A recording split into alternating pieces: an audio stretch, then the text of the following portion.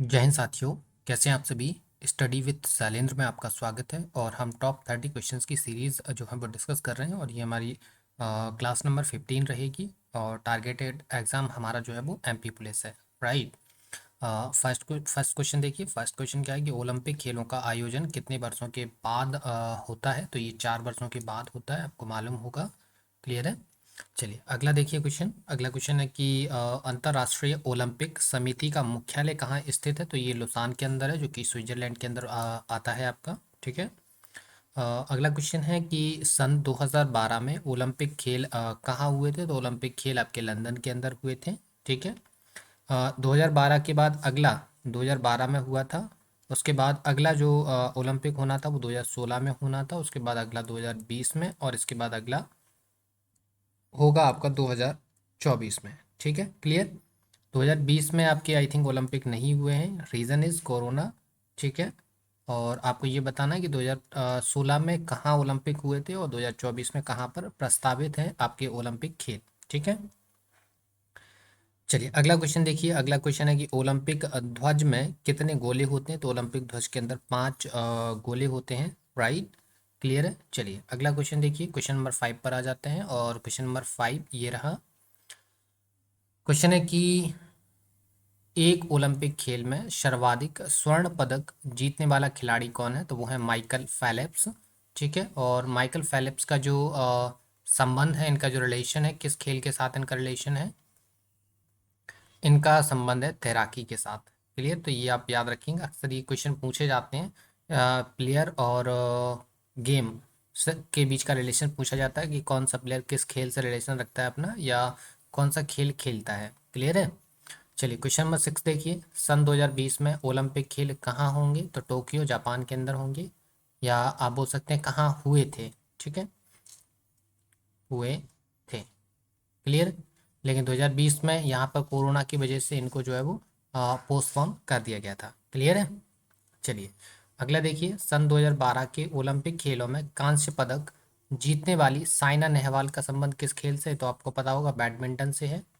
ठीक है।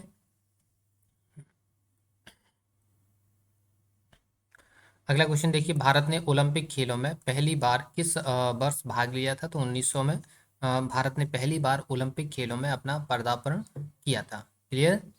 चलिए अगला देखिए। Question number 9। ठीक है। क्वेश्चन नंबर 9 क्या है कि ओलंपिक खेलों में पदक जीतने वाली पहली भारतीय महिला कौन थी। तो ये कर्णम मल्लेश्वरी थी। और इनका जो संबंध है वो वेट लिफ्टिंग के साथ है। किसके साथ इनका संबंध, वेट लिफ्टिंग के साथ इनका संबंध है। क्लियर। नेक्स्ट क्वेश्चन है वेदों की ओर लौटो। ये नारा किसने दिया था। तो ये नारा दिया था दयानंद सरस्वती जी ने। ठीक है। किसने दिया था, दयानंद सरस्वती ने दिया था। इनका हम बचपन का नाम डिस्कस कर चुके हैं। वैसे बचपन का नाम क्या था इनका, बचपन का नाम, तो इनके बचपन का नाम जो था मूल शंकर था। क्या नाम था इनके बचपन का, इनके बचपन का नाम मूल शंकर था। क्लियर। तो ये सारी चीज़ें आपको क्लियर हो गई हैं। अगला प्रश्न देखिए। अगला प्रश्न है कि प्रसिद्ध झंडा गीत झंडा ऊंचा रहे हमारा, इसकी रचना किसने करी थी। तो इसकी रचना करी थी श्यामलाल गुप्त पार्षद ने। क्लियर। अगला प्रश्न देखिए। अगला प्रश्न है कि पशुओं में मिल्क फीवर बीमारी किसकी कमी के कारण होती है। तो वो होती है कैल्शियम की कमी के कारण। क्लियर। चलिए अगला देखिए। मानव शरीर के किस अंग द्वारा यूरिया को रक्त में फिल्टर किया जाता है। तो ये गुर्दे के द्वारा किया जाता है। गुर्दा अगर आपको समझ में नहीं आए तो इसको हम किडनी बोला करते हैं, ये आपको याद होगा। किडनी का मेन काम क्या होता है, ब्लड फिल्ट्रेशन। क्या काम होता है इसका, ब्लड फिल्ट्रेशन का काम इसका होता है। क्लियर। चलिए अगला देख लीजिए अब। क्वेश्चन नंबर 14 हम देखेंगे। क्वेश्चन नंबर 14 क्या है कि किस एकमात्र भारतीय को अर्थशास्त्र में नोबेल पुरस्कार मिला है। तो ये है प्रोफेसर अमर्त्य सेन। इनको जो है वो फिजिक्स के सेक्टर में, किस में, फिजिक्स का जो है वो नोबेल प्राइज इनको मिला हुआ है। क्लियर। अगला प्रश्न देखिए। भारत रत्न उस्ताद बिस्मिल्लाह खान किस वाद्य यंत्र के वादन में विख्यात थे। तो ये शहनाई में थे। और आपको मालूम होगा कि 1947 में जब भारत आज़ाद हुआ था तो लाल किले पर जो शहनाई बजाई थी वो उस्ताद बिस्मिल्लाह खान के द्वारा बजाई गई थी। राइट। अगला प्रश्न देखिए, भारत के अंतिम गवर्नर जनरल कौन थे? तो भारत के अंतिम गवर्नर जनरल सी गोपालाचारी थे। राइट, क्लियर है। चलिए, अगला प्रश्न देखिए जरा। अगला प्रश्न क्या है? अगला प्रश्न है कि भिलाई इस्पात संयंत्र का निर्माण किस देश के सहयोग से किया गया था? तो वो रूस के सहयोग से किया गया था, ये आप याद रखेंगे, ठीक है। और भिलाई इस्पात कारखाना ये जो है वो द्वितीय पंचवर्षीय योजना के दौरान जो है वो बनाया गया था। द्वितीय पंचवर्षीय योजना के दौरान जो है इसको बनाया गया था। क्लियर। चलिए अगला क्वेश्चन देखते हैं हम। अगला क्वेश्चन, क्वेश्चन नंबर 18 है हमारा। क्वेश्चन नंबर 18 क्या है कि उत्तरी ध्रुव में भारत के अनुसंधान केंद्र का नाम क्या है? तो वह आपका हिमाद्री, ये आप याद रखेंगे। विश्व में माउंट एवरेस्ट पर चढ़ने वाली प्रथम महिला कौन थी? तो ये थी जापान की जुनको तवाई। राइट, क्या नाम था इनका? जुनको तवाई, ठीक है। अगला प्रश्न देखिए। अगला प्रश्न है कि पीलिया किस अंग का रोग है? तो पीलिया जो है वो यकृत में होने वाला रोग है, या आप बोल सकते हैं लीवर में होने वाला रोग है। इससे अफेक्टेड ऑर्गन क्या है? इससे अफेक्टेड ऑर्गन कौन सा होगा? इससे अफेक्टेड ऑर्गन भी आपका कौन सा होगा? लीवर होगा। क्लियर है। अगला देखिए। अगला प्रश्न है कि द्रव सभी दिशाओं में समान दाब पारित करता है, यह कथन किस नियम से संबंधित है? तो ये पास्कल के नियम से संबंधित है। इसमें होता क्या है कि इसमें ये द्रव है, ये द्रव के मॉलिक्यूल्स हैं सपोज, ठीक है। एक कंटेनर के अंदर द्रव भरा हुआ है, इसमें द्रव के अलग अलग मॉलिक्यूल्स हैं, काफ़ी सारे मॉलिक्यूल्स हैं। तो इसमें कहा गया है कि अगर किसी एक मॉलिक्यूल पे अगर आप प्रेशर क्रिएट करते हैं तो जितना प्रेशर इस मॉलिक्यूल पे क्रिएट करेंगे उतना ही प्रेशर सभी मॉलिक्यूल्स पे जाएगा। तो इस वजह से जो दाब है वो मल्टीप्लाई हो जाता है, ठीक है। मतलब दाब बढ़ जाता है। क्लियर। चलिए, सो अगला प्रश्न देखिए। अगला प्रश्न क्या है? क्लोरोफिल का खनिज घटक क्या है? तो क्लोरोफिल में मैग्नीशियम होता है, ये आप याद रखेंगे, ठीक है। और क्लोरोफिल के कारण ही आप देखेंगे कि पत्तों का रंग, पेड़ के पत्तों का रंग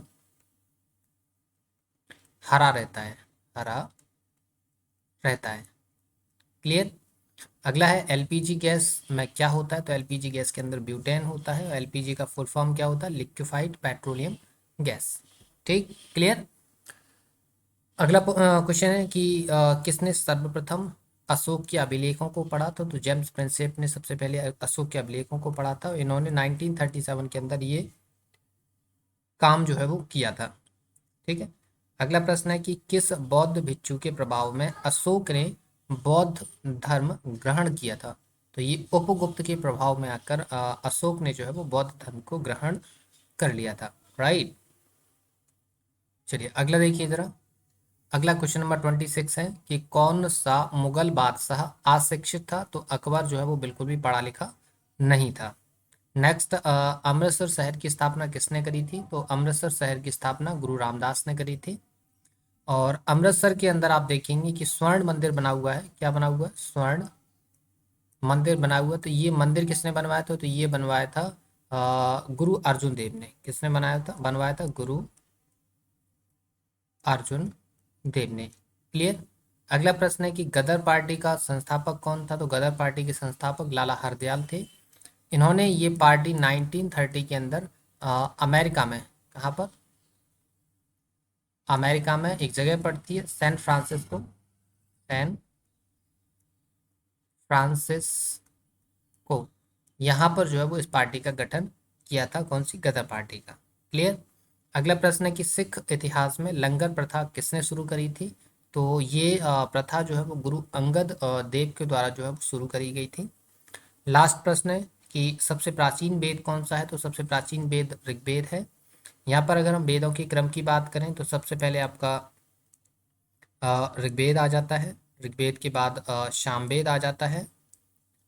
सामवेद के बाद अथर्व वेद आ जाता है आपका, ठीक है। सॉरी, सामवेद के बाद यजुर्वेद आएगा। Just 1 minute. कौन सा आ जाएगा? यजुर्वेद आ जाएगा, ठीक है। यजुर्वेद के बाद आएगा आपका अथर्ववेद, ठीक है। इनमें ये जो ऊपर की जो 3 वेद नजर आ रहे हैं, इन वेद को हम बोलते हैं क्या? वेद त्रयी। क्या बोला करते हैं? इनको बोलते हैं हम वेद त्रयी, ठीक है। क्लियर। ये आपको समझ में आ गया होगा। तो ये हमारे 30 क्वेश्चंस थे, उम्मीद है आपको समझ में आए होंगे। वीडियो पसंद आए तो वीडियो को लाइक शेयर ज़रूर करिए और चैनल को सब्सक्राइब ज़रूर कर लेना है। ठीक है, तो मिलते हैं आपसे नेक्स्ट वीडियो में, तब तक के लिए धन्यवाद।